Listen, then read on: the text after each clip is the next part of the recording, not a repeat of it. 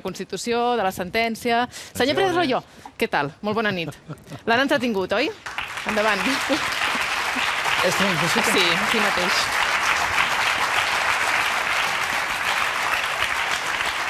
Això de seure dos polítics en una taula i parlar de Constitució, etc. Ara li entrarem una mica d'aigua i netejarem la taula. Senyor Pérez Royo, anem a veure. Les últimes setmanes, els últims dies, hem llegit algunes interlocutòries, alguns textos del Tribunal Suprem, en concret un del senyor Pablo Llarena, per denegar a Jordi Sánchez poder-se presentar al Parlament a la investidura, en què, entre d'altres, diu que hi ha un context polític en el que concorren encara sectors que defensen la independència de Catalunya. Com aquest, altres arguments del senyor Llarena, què li semblen? Bueno, yo creo que el señor Llarena, Pablo Llarena, está haciendo una interpretación de la Constitución y de la legislación con la que yo estoy completamente en desacuerdo. Estoy completamente en desacuerdo en todos sus extremos, ¿no? Aunque hay que distinguir dos facetas o dos aspectos distintos. Yo estoy completamente en desacuerdo en la interpretación que está haciendo para mantener en prisión a los políticos catalanes que están bajo su jurisdicción. O sea, creo que esa no se justifica de ninguna de las maneras, pero eso es discutible, eso es discutible. Lo que estoy en desacuerdo, y ya creo que está rozando la prevaricación, es la decisión que ha tomado para impedir que el señor Jordi Sánchez pueda hacer el debate de investidura. Per què està fregant la prevaricació? Ahí creo que es un caso de prevaricación de libro, ¿no? O sea, el auto del señor Llarena, el último, en el cual él mantiene la prisión provisional para Jordi Sánchez, con una argumentación que yo no comparto. Yo creo que ese señor no debería de estar en prisión en ningún caso, en ningún caso. Creo que está siendo acusado de un delito que no ha cometido, su conducta no es constitutiva del delito por el cual está siendo perseguido penalmente, y buena prueba de que ese delito no existe es que las órdenes internacionales que se cursaron contra el señor Puigdemont o ahora contra la señora Anna Gabriel la han tenido que retirar porque no se puede convencer a ningún juez europeo de un Estado democráticamente constituido de que la conducta de estos señores es constitutiva del delito de rebelión.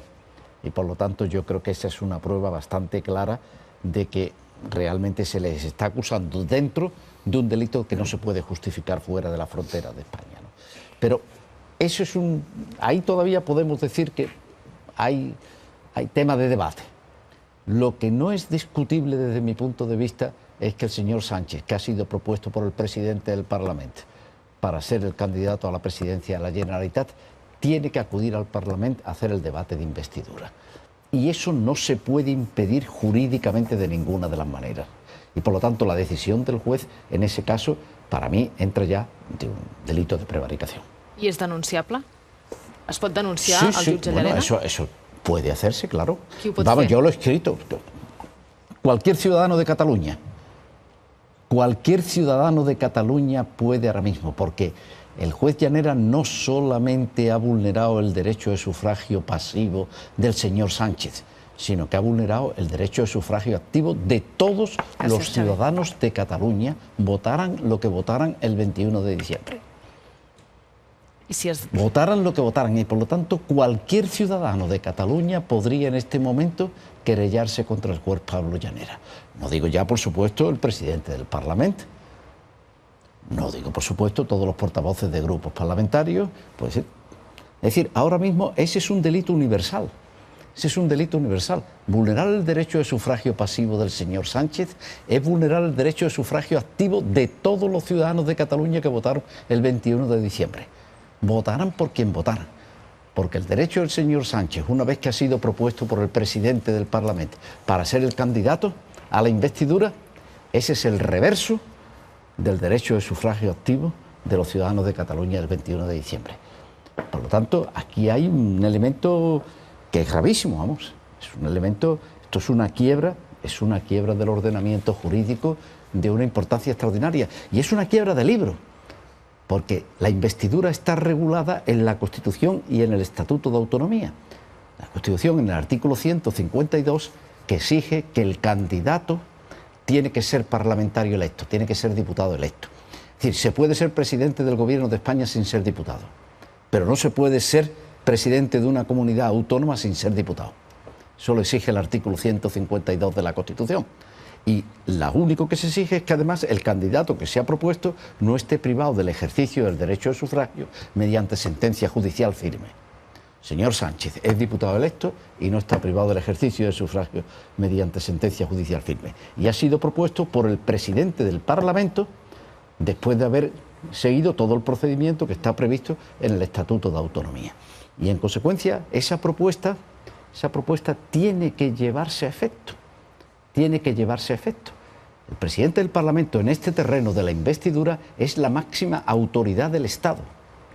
La máxima autoridad del Estado es el señor Royent. La máxima autoridad. En lo que hace referencia a la investidura, no hay ninguna. Y por lo tanto, su decisión de propuesta tiene que ser cumplida, obligatoriamente. Y por lo tanto, este señor tendría que poder presentarse en el Parlamento de Cataluña a hacer el debate de investidura. Eso no, él sigue estando en prisión provisional, ¿eh? Eso no cambia su situación jurídica. Eso no cambia su situación jurídica, pero él tiene que poder venir a hacer el debate y si el juez instructor dice usted retorna a la cárcel, tendrá que volver a la cárcel. De una manera completamente injusta, pero eso es otra cuestión distinta. Ahora eso no se puede impedir y por lo tanto ahí estamos ante un problema que es un problema, eso está reservado. El tema de la investidura es un tema que está reservado al bloque de la constitucionalidad. Nada más que puede estar regulado por la Constitución y el Estatuto de Autonomía. Y por lo tanto, cualquier decisión que se tome sobre el señor Sánchez de cara a la investidura tiene que tomarse con base en lo que dice la Constitución y con base en lo que dice el Estatuto de Autonomía.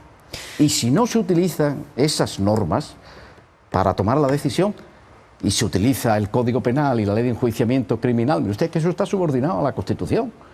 Son normas infraconstitucionales que están subordinadas y que tienen que ser interpretadas de conformidad con la Constitución y no a la inversa, interpretar la Constitución y el Estatuto de Autonomía de conformidad con el Código Penal o con la Ley de Enjuiciamiento Criminal. Y eso es lo que ha hecho. Eso es lo que ha hecho el juez Llanera y por lo tanto esto es una subversión de todo el ordenamiento jurídico español. ¿Y en el cas de Carles Puigdemont? En el caso de Carles Puigdemont es distinto. Per què passa pel Constitucional? Porque Carles Puigdemont está fuera. Carles Puigdemont se ha ido de España, ha salido de España y entonces Carles Puigdemont tendría, o sea, el señor Sánchez o el señor Junqueras están sometidos a la jurisdicción del Tribunal Supremo. Ellos no han huido de esa jurisdicción y por lo tanto tienen derecho. Una vez, usted está de prisionero, usted está detenido, pero usted tiene derecho. Ahora el señor Junqueras, el señor Puigdemont, no, el señor Puigdemont es que hay... Si usted quiere hacer la investidura, tiene que venir. El Constitucional li pot posar condicions a un candidat? Para mí, la interpretación, que yo creo que se está haciendo mal, lo que dijo el Tribunal Constitucional es decir, usted tiene que venir y ponerse a disposición del Tribunal Supremo. El Tribunal Supremo tiene que concederle la autorización, que eso no se está diciendo, pero que es lo que implícitamente se entiende. Y ahora, usted está sometido a la jurisdicción del Tribunal Supremo. Eso sí que no es obviable. Eso no se puede obviar. Eso no se puede obviar. Es decir, no se puede hacer una investidura a distancia, ni se puede hacer una investidura por persona interpuesta, que haya otro diputado el que lea su discurso. Eso no se puede hacer, porque el candidato realmente no es nada. El estatus del candidato no existe. El candidato es lo único que, cuando el presidente del Parlamento hace las consultas y propone el candidato sigue siendo un diputado que lo único que está habilitado es para presentarse ante la Cámara, hacer el debate de investidura y solicitar la confianza de la Cámara como presidente de la Generalitat. Pero una vez que es presidente, ya podría delegar. pero hasta que no sea presidente no puede hacer nada. En aquest cas, el govern espanyol va demanar al Tribunal Constitucional que prohibís la candidatura de Carles Puigdemont i el Constitucional no es va mullar. En lloc de dir si acceptava o no aquesta petició de prohibició, el que va fer va ser les mesures cautelars que són del tot insòlites venint del Constitucional. Bueno, hombre, es que es un caso insólito. Es que este caso no se ha presentado nunca. Entonces, claro que estamos en un terreno en el que nunca ha habido un caso como este. Nunca ha habido un caso como este. Por lo tanto, todo lo que se decida es nuevo. Todo lo que se decida es nuevo. A mí me parece que ahí el Tribunal Constitucional no ha tenido una mala actuación. El Tribunal Constitucional ahí no ha tenido en otros momentos anteriores sí. En otros momentos anteriores yo creo que ha sido una actuación terriblement en relació equivocada. A Catalunya? En relació a Catalunya, en claro. Quin moment? En relació a Catalunya. En quin moment, per exemple? Momento determinante, la sentencia 31-2010. La sentència de l'Estatut. La sentencia 31-2010. Esa es una sentencia que es perversa. Esa es una sentencia que es perversa. Eso materialmente es un golpe de Estado. Materialmente es un golpe de Estado. Es decir, esa es una sentencia que destruye la Constitución territorial española. Y de ahí viene todo lo que estamos viviendo. El Tribunal Constitucional formalmente es una sentencia.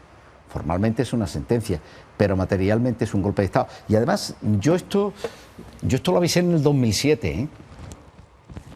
Sentencia es del 2010, pero yo en febrero del 2007,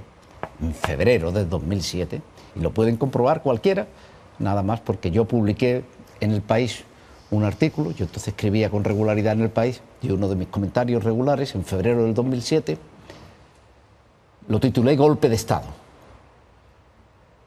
Y dije, lo que se está tramitando en el Tribunal Constitucional, lo que se está haciendo en el Tribunal Constitucional, esto es un golpe de Estado, con la reforma del Estatuto de Autonomía de Cataluña. Y si este golpe de Estado se acaba consumando, las consecuencias van a ser terribles. Eso lo escribí en el 2007, en febrero del 2007, lo puede comprobar cualquiera. Ya se lo veía venir. Cualquiera. En 2007, en febrero del 2007. Y efectivamente eso es lo que fue la sentencia del 2010. Entonces de ahí es de donde viene todo el desorden en el que nos hemos instalado desde entonces hasta hoy, que es una situación completamente desordenada en Cataluña, en primer lugar, y después de Cataluña el desorden se está trasladando al conjunto del Estado. I els magistrats que van dictar aquella sentència n'eren conscients del que estaven fent? Pues no lo sé. Eso ya no habría que hacer. Yo creo que se equivocaron profundísimamente. El estatuto había estado en vigor desde el 2006, había estado 4 años en vigor. No se había planteado ningún problema digno de mención en la relación entre Cataluña y España, ni en el interior de Cataluña. Cataluña había seguido ejerciendo el derecho a la autonomía con plena normalidad y las relaciones entre Cataluña y en España se habían desarrollado. De hecho, disminuyó la conflictividad. Durante esos 4 años disminuye la conflictividad entre el Estado y la comunidad autónoma.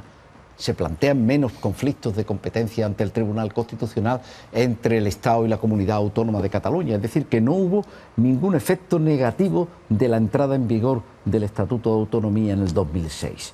Y por lo tanto, el Tribunal Constitucional, desde mi punto de vista, lo que tenía que haber hecho era o no admitir a trámite el recurso. Este es un texto que ha sido pactado entre los 2 parlamentos y que ha sido refrendado por los ciudadanos, y una norma que ha sido aprobada con estas características no se puede impugnar, y un Tribunal Constitucional no tiene que entrar. Que hay algún problema concreto que se plantea en la aplicación, porque la Constitución y los estatutos de autonomía no son normas autoaplicativas, sino son normas que necesitan ser aplicadas y desarrolladas mediante el Parlamento del Estado, en el caso de la Constitución, mediante el Parlamento de Cataluña, en el caso del Estatuto de Autonomía. Cuando haya algún problema concreto que se plantee, me lo traen ustedes y yo resuelvo el problema concreto. Ahora, la fórmula de integración de Cataluña en España, esa se pacta entre los 2 parlamentos y se decide en referéndum por los ciudadanos. Y nadie puede sustituir el pacto entre 2 órganos que están legitimados democráticamente de manera directa y la manifestación directa del cuerpo electoral en referéndum. Y eso es lo que se le pidió, y de una manera desafortunada e imprudente, el Tribunal Constitucional entró y acabó haciendo pues lo que hizo. I ara tot això sembla que comença a passar per la justícia internacional, si més no per la justícia europea. La Núria Paraire ha fet un repàs a les diferents sentències que afecten l'estat espanyol des d'Estrasburg. Núria, bona nit. Bona nit, Laura, bona nit a tothom. El Tribunal Europeu dels Drets Humans és l'última instància judicial un cop s'ha esgotat la via dels recursos a Espanya. Anem a veure la relació entre Espanya i aquest Tribunal d'Estrasburg. Comencem veient el nombre de judicis. Espanya ha arribat al Tribunal d'Estrasburg amb 157 judicis, però posem aquesta xifra en context. Veiem què passa en altres països. Alemanya ha tingut 321 judicis, Turquia és el país que més n'ha tingut, més de 3.300. Però amb més informació de context encara per aquesta xifra. Alemanya i Turquia formen part del tribunal des de fa 20 anys més que Espanya. Espanya hi va entrar amb l'arribada de la democràcia a finals dels anys 70. Quedem-nos, doncs, amb aquesta xifra. Els judicis que ha tingut a Espanya, 157. Quines han estat les sentències? El sentit de les sentències? Doncs bé, en la majoria de judicis, les sentències han estat contràries al que havia decidit Espanya, és a dir, Estrasburg considerava que sí que hi havia hagut alguna violació del Conveni Europeu dels Drets Humans. I en 47 casos es considerava que no hi havia hagut cap violació, que la decisió d'Espanya ja era correcta. Això pel que fa a les sentències, al resultat de les sentències. Però quin tipus de temes arriben a Estrasburg? Per què s'hi recorre? Doncs la majoria de judicis fan referència a aquests temes, a casos relacionats amb dret a un judici just, concretament 48, i també casos relacionats amb la durada dels procediments, concretament 16. I aquests dos temes estan recollits en l'article 6 del Conveni Europeu dels Drets Humans. És l'article sobre el dret a un judici equitatiu, un article que, entre altres coses, diu, per exemple, que tothom té dret a ser jutjat per un tribunal imparcial, que tothom té dret a ser considerat innocent fins que no hi hagi una sentència contrària, i també que tothom té dret a tenir el temps suficient i les facilitats necessàries per preparar la seva defensa. Doncs bé, els casos relacionats amb aquest article són els més nombrosos en els judicis. Evidentment, hi ha molts altres temes pels que s'arriba al Tribunal d'Estrasburg i, entre tots, recordarem ara algunes sentències conegudes relacionades amb Espanya. Recordeu, dèiem que les sentències més nombroses són les contràries, doncs veiem alguns d'aquests casos més coneguts, sentències contràries. El 2002, el Tribunal d'Estrasburg va dir que el coronel Perote, el coronel que va revelar els papers del CECID, va tenir un judici no just en l'any 97, i el 2002 va ser quan Estrasburg va dir que se l'havia de compensar. Quines altres sentències tenim? Doncs també tenim la de l'Operació Garzón.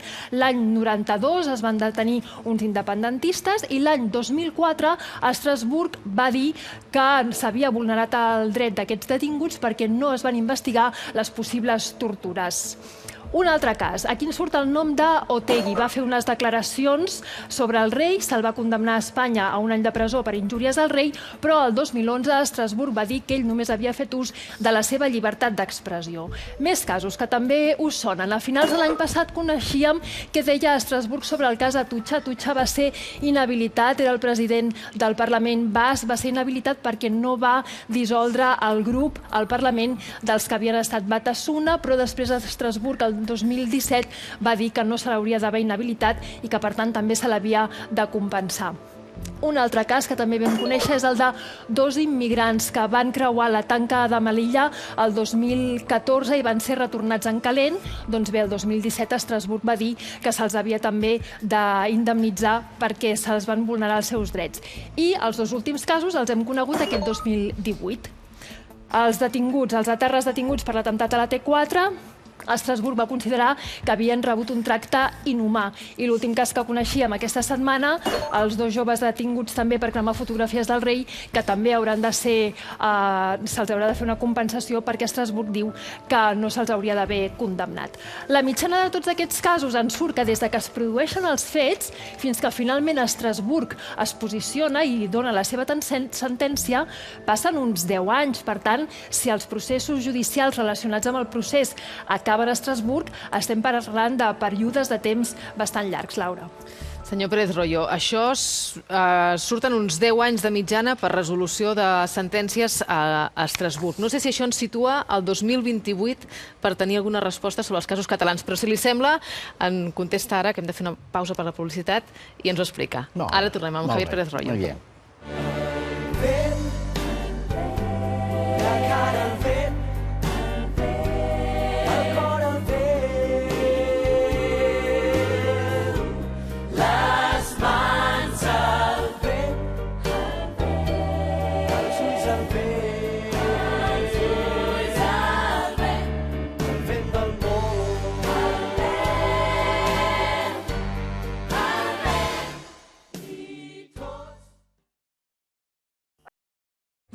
El vent, la cara al vent, el cor al vent, les mans al vent, els ulls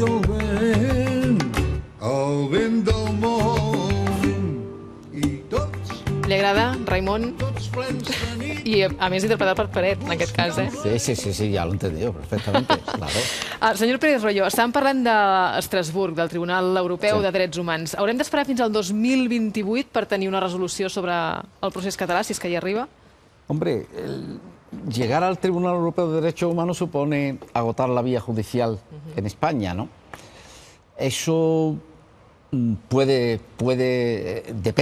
Este asunto es un asunto que está en el Tribunal Supremo y que del Tribunal Supremo iría al Tribunal Constitucional y por lo tanto aquí tenemos estos casos que han llegado últimamente, es que empezaban en una audiencia provincial, de la audiencia provincial llegaba al Tribunal Supremo, de ahí pasaba al Tribunal Constitucional y ahí se iban un montón de años, ¿no? En este caso el tiempo es mucho más corto, sería mucho más breve, ¿no? Y por lo tanto no sería con seguridad ese mismo número de años, pero sí lleva su tiempo, ¿no? Llegar a Estrasburgo y que Estrasburgo acabe pronunciándose lleva su tiempo, ¿no? No llevaría, seguro que no serían 11 años, no serían 11 años como hemos visto con el caso reciente de la quema de las fotos del rey, de los dos, o el caso de la T4, ¿no? De los dos etarras de la T4, que ese caso no está siendo presentado acertadamente, porque ese es un caso gravísimo. Ese es un caso gravísimo porque en ese caso el Tribunal Europeo de Derechos Humanos ha condenado al Estado español y ha imputado directamente a la Sala Segunda del Tribunal Supremo la violación del derecho. Porque ustedes han puesto el caso de Garzón ahí, que se ha puesto en el 2004, y hasta ahora España había sido condenado por no investigar. Por no investigar. En eso consistía la condena. En este caso ya no es por no investigar, sino por haber condonado la tortura, la tortura no, malos tratos. El debate en el interior del Tribunal Europeo de Derechos Humanos fue si era tortura o malos tratos. Tortura o malos tratos. Y fueron 4 malos tratos y 3 torturas, ¿eh? Fue por unanimidad la condena, pero en 3 casos, 3 de los jueces quería que España fuera condenada por tortura y porque el Tribunal Supremo había avalado las torturas. La Sala Segunda del Tribunal Supremo había avalado las torturas y en todo caso lo condenó por avalar malos tratos. No por no investigar, sino por avalar. O sea, que es una cosa gravísima, ¿no? Entonces es una condena por unanimidad y luego además hay una condena en esa misma sentencia brutal al Tribunal Constitucional, porque el Tribunal Constitucional se le planteó el recurso de amparo y dice, aquí no hay derechos fundamentales en juego. Si no hay nada más que derechos fundamentales, si no hay otra cosa que derechos fundamentales, ¿cómo puede usted decir que no hay derechos fundamentales cuando no hay nada más que derechos fundamentales en juego? Es decir, que la condena del Tribunal Supremo es la máxima condena que se puede hacer a los 2 máximos órganos, al Tribunal Constitucional y al Tribunal Supremo, y además una condena directa. Es decir, no es que usted haya mirado para otro lado, no. En este caso es que habiendo mirado, ha dicho, está bien hecho, ¿no? Entonces ha sido gravísimo, ¿no? Pero se han tardado 11 años, claro, o sea, una cosa, y en la del foto de los chicos que quemaron las fotos del rey, exactamente igual, que se conecta con el caso de Otegi. Claro. Ese conecta con el caso de Otegi, con el caso de injurias, que ahora además se mantiene y eso es una barbaridad, porque ese delito tenía que desaparecer del Código Penal. El delito de injurias. Sí, el delito de injurias, la corona tenía que desaparecer del Código Penal. Es una barbaridad y no le están haciendo ningún favor a la Casa Real, ¿eh? Todo lo contrario, ¿eh? todo lo contrario. Anaí Gracia té una pregunta pel senyor Pérez Royo. ¿Qué tal, señor Pérez Royo? Bueno, yo creo que proponer candidatos que saben que no pueden ser elegidos, bien porque están en prisión o bien porque están fuera de España... Pueden ser elegidos. Yo creo que es una estrategia por parte del independentismo para mantener vivo la confrontación con el Estado. Pero bueno, si esta noche el juez Llarena está viendo este programa y le está escuchando, a lo mejor cambia de opinión y deja al señor Jordi Sánchez acudir al Parlamento para ser investido presidente. Mi pregunta es... ¿y cómo se saca a un presidente investido para volver a la cárcel? ¿Entra a la Guardia Civil, al Parlamento? ¿Cómo lo haría usted para convencer al señor Llarena de que es una buena opción esta? Vamos a ver. En primer lugar, pueden ser elegidos. O sea, lo que el ordenamiento jurídico español exige es que el candidato sea parlamentario, es decir, sea diputado electo, y que no esté privado del ejercicio del derecho de sufragio. Y el señor Sánchez no está privado del ejercicio porque hace falta una sentencia firme para privarlo. Y por lo tanto el señor Sánchez puede ir, puede acudir. No solamente puede, tendría que acudir. Tendría que acudir. Él está detenido y el juez puede ordenar que una vez que haya sido investido o no investido, porque eso depende de que obtenga la mayoría absoluta, pero si obtiene la mayoría absoluta en el Parlamento o 48 horas más tarde la mayoría relativa, y es investido presidente, puede ordenar el juez que ingrese en prisión de nuevo. ¿Y cómo, pero ¿cómo se hace? Se devuelve a la si es que no se devuelva, si es que, vamos a ver, el juez instructor ordenaría que las fuerzas y cuerpos de seguridad del Estado trasladen al señor Llarena, al señor Sánchez a la sede del Parlamento de Cataluña, que haga el debate de investidura y en cuanto termina el debate de investidura se pone a las órdenes los miembros de la fuerza y cuerpos de seguridad que lo han trasladado, lo vuelven a coger y lo llevan a donde el señor Llarena diga. Que la calle se lo permitiría. ¿Cómo que la calle se lo permitiría? Supongo que ese día habría mucha gente manifestándose alrededor del Parlamento, que es lo que argumentaba el juez para evitar eso, ¿no? Tiene el Estado tiene los medios que tiene, las fuerzas y cuerpos de seguridad. Entonces, no dentro del Parlamento, la Guardia Civil, la policía, para sacarlo. Vamos a ver, que ese señor no deja de estar preso durante ni un solo minuto. Él está haciendo el debate de investidura. Está haciendo el debate de investidura y sigue su condición jurídica sigue siendo la misma. No ha variado en lo más mínimo. Él no está en libertad. Él simplemente se les traslada materialmente. Eso es una operación material, no es una operación jurídica, sino que es una operación puramente material que el juez ordena que haya unas fuerzas, miembros de la fuerza y cuerpo de seguridad del Estado, que lo meten en un coche, lo trasladan de Madrid a Barcelona, y una vez que termina, lo vuelven a meter en el coche y se lo llevan otra vez. Eso es una operación material. O sea, aquí es que se confunde. O sea, cuando el juez decide sobre el mantenimiento o no mantenimiento en prisión de Jordi Sánchez, eso es una operación jurídica.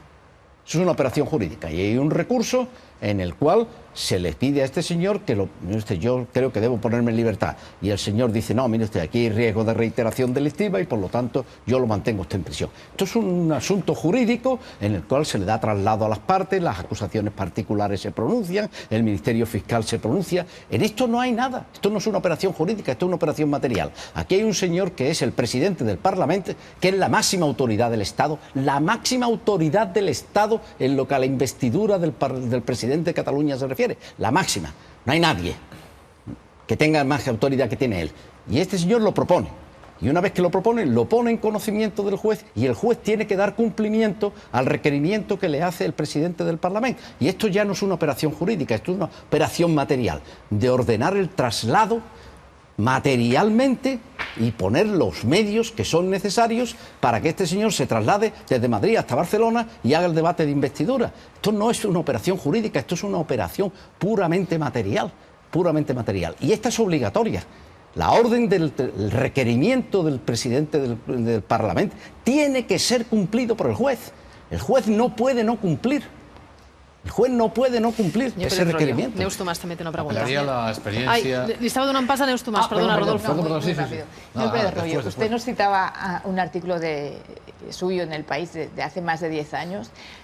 Le he leído, le he escuchado alguna vez decir que se siente como una voz que clama en el desierto ¿Por qué no hay más colegas suyos que lo dicen? ¿Porque no los hay? ¿Porque no se atreven? ¿Porque les da igual? ¿Porque ya les parece bien? No lo sé. Pero usted habla con ellos. No lo sé, no lo sé. Yo eso, cada uno tiene que responder por sí mismo. Yo no voy a hacer juicio de los demás. Y menos de colegas y de eso, que cada uno diga por qué habla o por qué se calla o por qué... En fin, eso cada uno tiene que tomar la decisión. Claro. Yo lo que sí, la verdad es que me he sentido muy solo en todo esto, que la verdad es que he estado bastante solo en 10 años, que llevo, porque esto yo empecé del 2007, es decir, yo vi venir esto y lo empecé a anunciar en el 2007 ya, cuando se produce la sentencia del Tribunal Supremo en el que se recusa a Pablo Pérez Tremps para alterar el equilibrio en el tribunal que tenía que decidir sobre la reforma del Estatuto de Autonomía de Cataluña. Yo digo, bueno, aquí se está tramando algo terrible. Y como esto cuaje, vamos a ir a una situación como la que estamos teniendo. Una situación. Yo esto lo avisé y desde entonces lo llevo escribiendo, porque he escrito un montón de veces. He sido muy pesado. Yo he sido muy pesado. Yo he ido avisando y he ido reiterando. Esto es una barbaridad, esto es una barbaridad, esto es una barbaridad. Nos estamos metiendo en un callejón sin salida. Pero la verdad es que lo he hecho bastante solo, eso sí es verdad.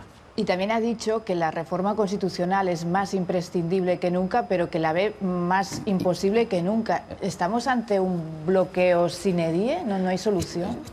Ahora mismo estamos ante un bloqueo. Ahora mismo estamos ante una situación que no tenemos una respuesta jurídicamente ordenada. Bueno, la respuesta que tenemos sería el artículo 168, la revisión de la Constitución.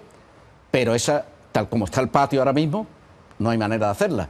O sea, en primer lugar, mientras haya 155 hay que olvidarse de... Entonces, y hasta que no se levante el 155 y dependiendo de las condiciones en que se levante el 155 empezaríamos a poder hablar de este tema.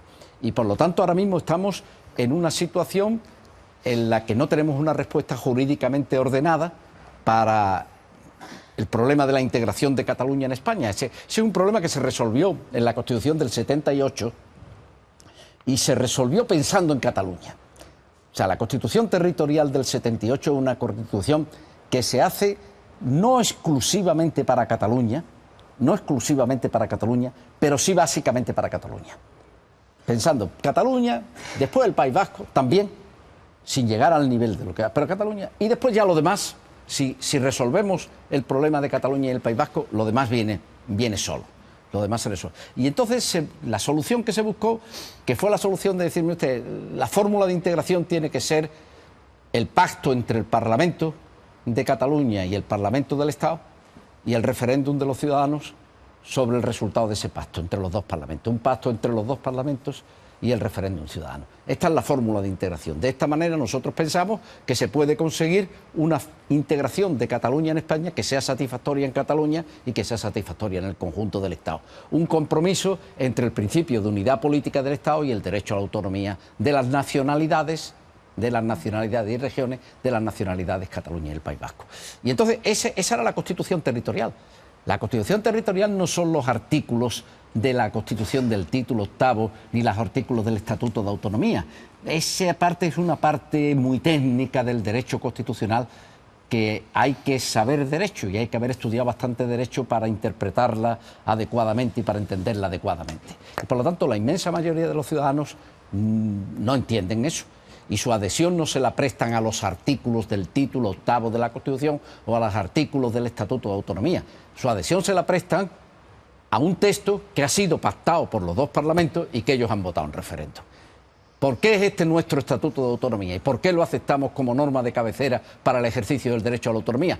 Porque lo ha pactado el Parlamento de Cataluña con el Parlamento del Estado y porque nosotros lo hemos votado en referéndum.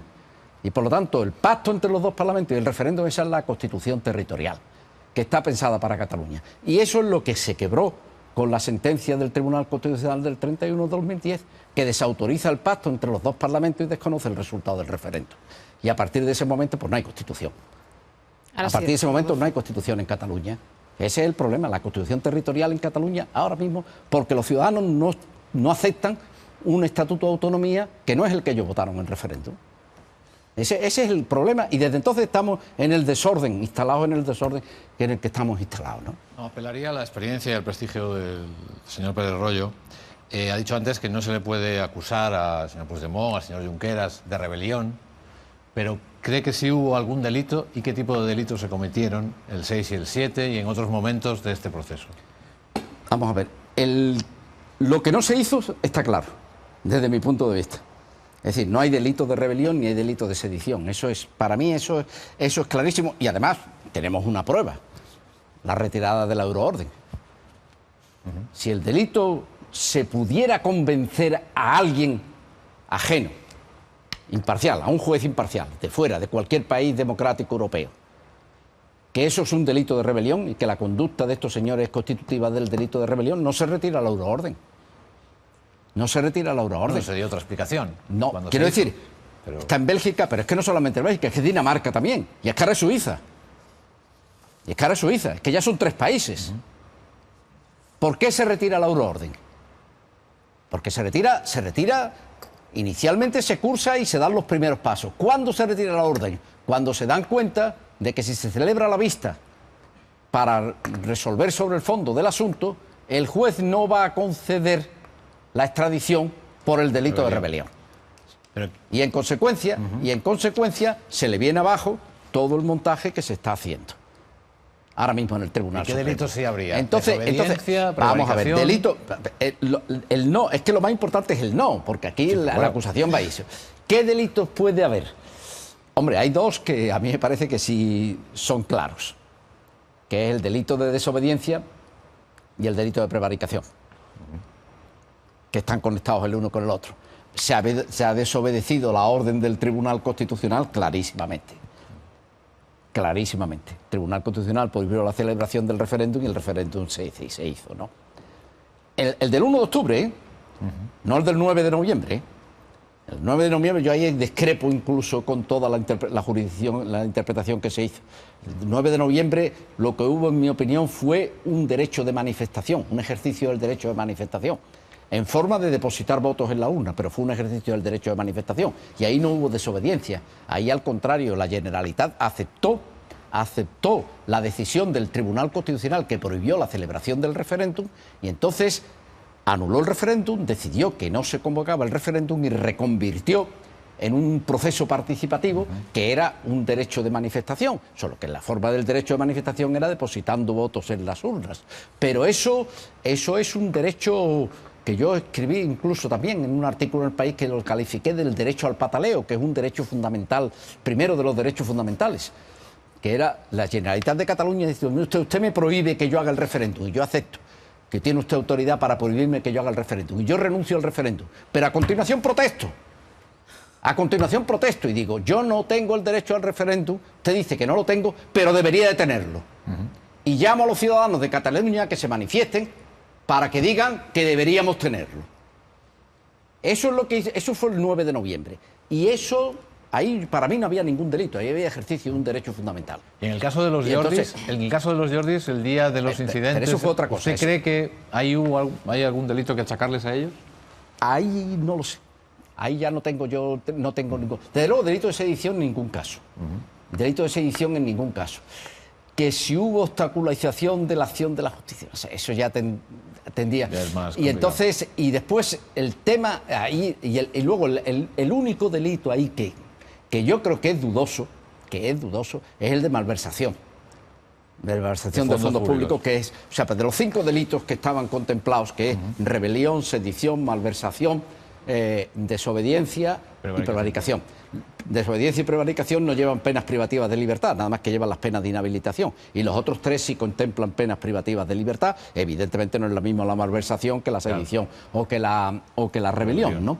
Y el de malversación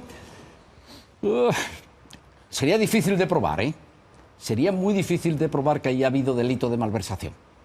Y una prueba de ello es que el señor Mas se le ha exigido responsabilidad contable ante el Tribunal de Cuentas. Y el Tribunal de Cuentas ha embargado incluso los bienes del señor Mas y hay un proceso por exigencia contable, por responsabilidad contable.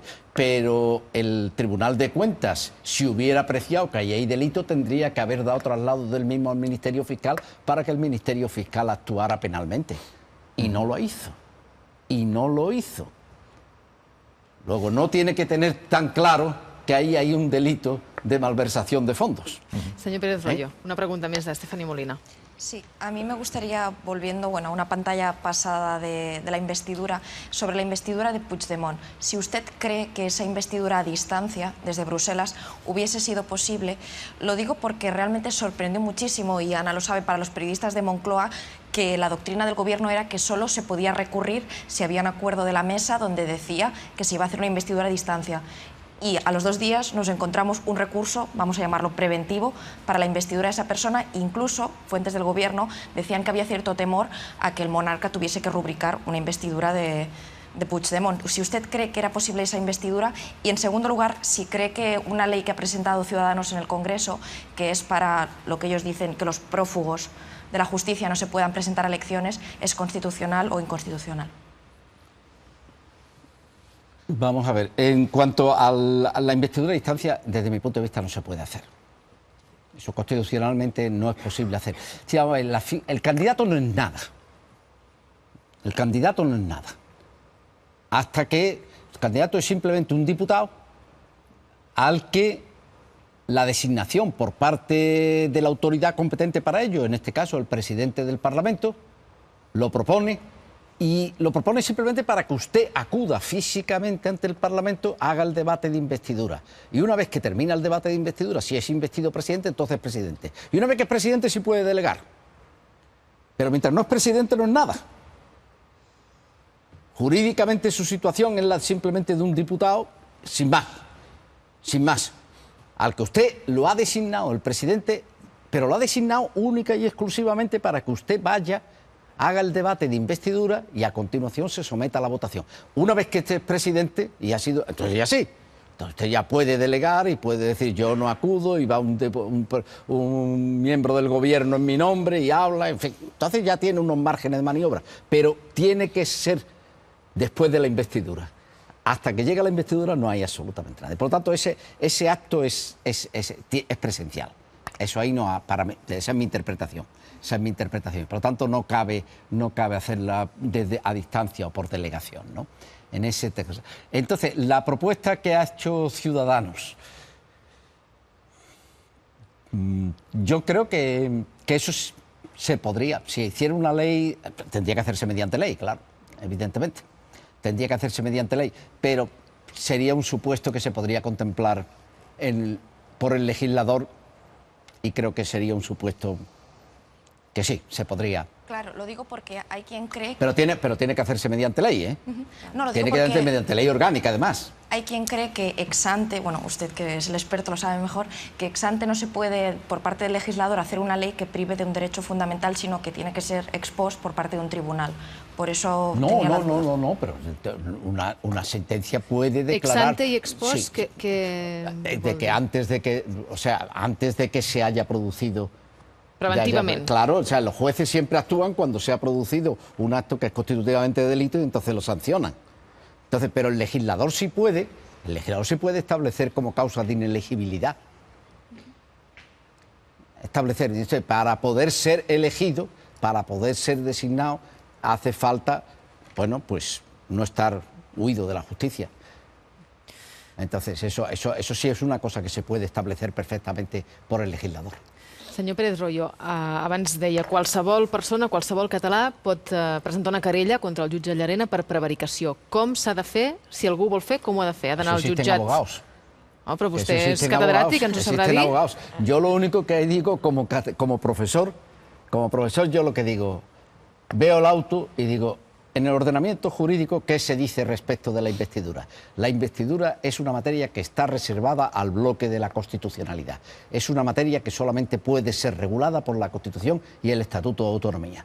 Está regulada por la Constitución y en el Estatuto de Autonomía en unos términos que dice que cuando una persona es diputado electo y no está privado del ejercicio del derecho de sufragio y es propuesto por el presidente del Parlamento, ese señor tiene todo el derecho a acudir a hacer el debate de investidura y a que los ciudadanos, los parlamentarios decidan. Ese es un acto exclusivamente parlamentario, regulado en la Constitución y el Estatuto de Autonomía y en el que no se puede penetrar desde el exterior. No puede penetrar ni siquiera el legislador, mucho menos el juez, Y por lo tanto, cuando el juez ha penetrado, ha penetrado, lo ha hecho de una manera quebrando el ordenamiento jurídico y, por lo tanto, rompiendo el principio de legitimación democrática y, en consecuencia, es un caso de prevaricación de libros.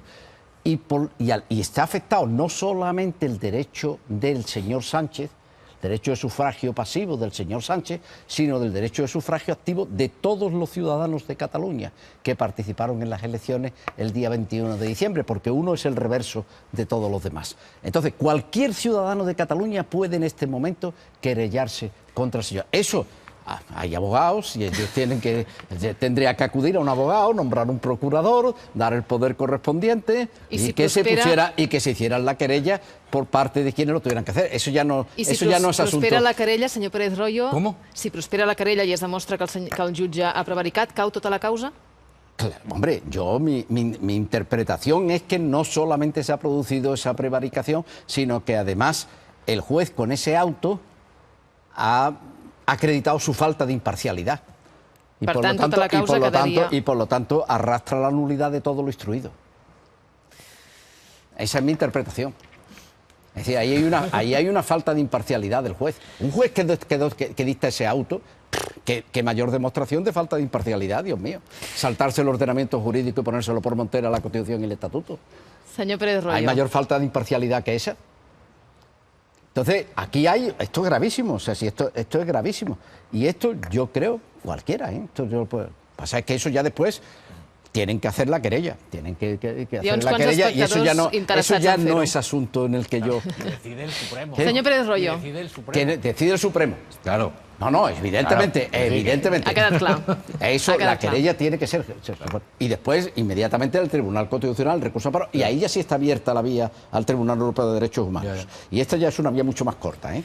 Senyor ya Pérez estamos Royo, en un terreno mucho más... moltes gràcies per haver vingut des de Sevilla fins a Barcelona. Muchas gracias por la invitación. L'acompanyaré, com que abans l'he de buscar. Ara torno, eh? L'acompanyo... Suposo que ara no l'entretindran.